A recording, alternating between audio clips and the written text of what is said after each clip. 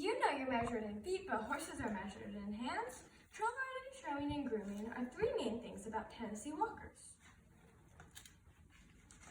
When you think about horses, you think Wild West cowboys and cowgirls. That's just a little part of a horse's life. I'm thinking of the trails. This is fun for horses and you. You can go miles on horseback traveling through brush, grass, and rocky terrain. If you're going on trails, you'll need to saddle up. To start, you'll need a saddle pad so the horse doesn't make marks from the saddles. And of course you'll need a saddle, a special saddle. It's called a Western saddle. This saddle helps you on the trails because it has a horn to hold you when you're riding, and it's more comfortable on the trails. Next, you'll need a bit.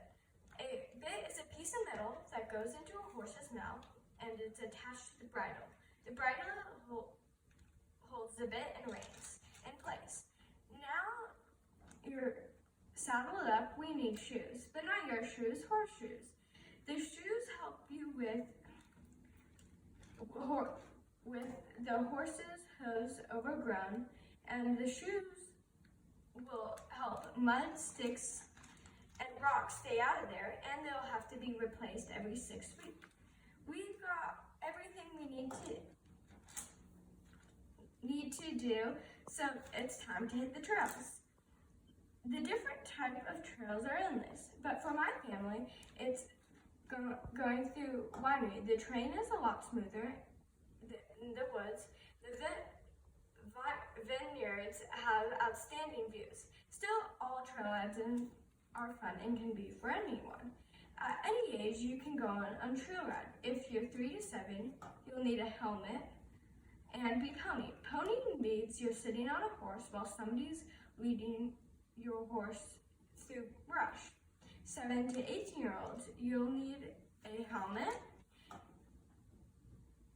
and 18 and up can just sit back and relax. How do you steer your horse? Well, there are lots of ways to do it, but the main two are the first one is for beginners and starters, a neck rein. The rein is tied into a knot, so you will have one hand to steer. And this other one is for the pros. This rein are not knotted, and you can use 2 of your hands, but it is easier to train your horse on. Tennessee walkers are amazing on the trail. Here are some benefits to Tennessee walkers when they're on the trail. They are a gaited breed, which means they have a smoother gait. Some Tennessee walkers are sure-footed. That means that they're careful where they step. And lastly, they have good hearing to hear stuff that is coming close. Chapter 2, the show. There are different sides to Tennessee walkers, the show. If you're thinking about some type of rodeo, you're completely wrong. Horse shows are sophisticated. Your horse has to be in tip-top shape when you're doing a show.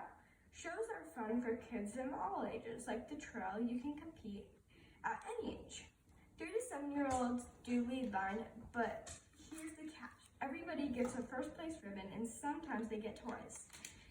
7 to 18-year-olds can do a class that they don't have someone leading you, but the trainer is still in the ring with you. With lead line, you're at 1 speed, walk. But in the 17 to 18-year-old class, we have 3 speeds, walk, flat walk, and running walk. 18 and up have over 100 different classes, so show is fun for anyone, even horses that release endorphins in the ring while you're riding around. Shows are a overnight thing. You're there on a Friday to practice, and it goes to the Saturday.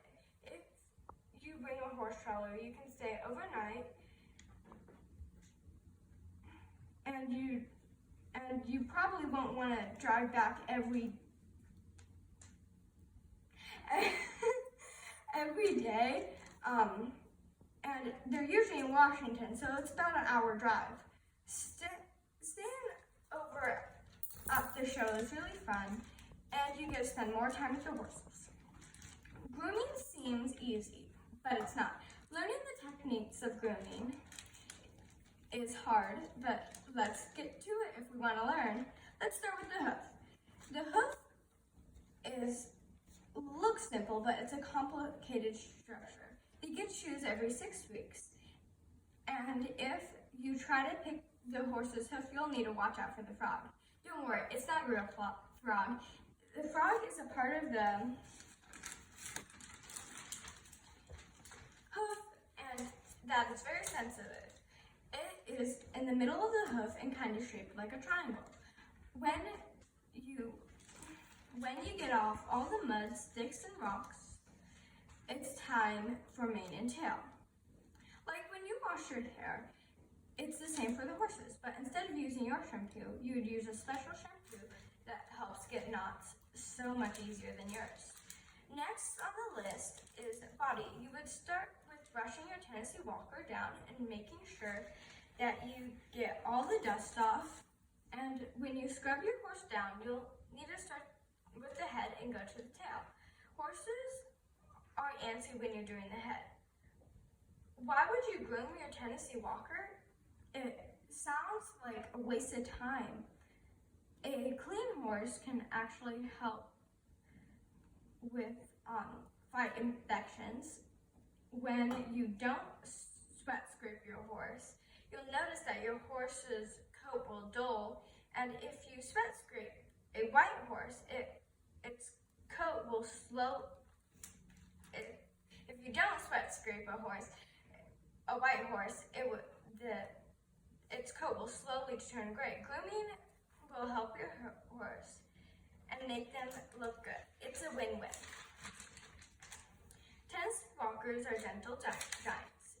A Tennessee Walker has different personalities, so trail riding, showing, or grooming might not be your horse's style. What's your horse's style?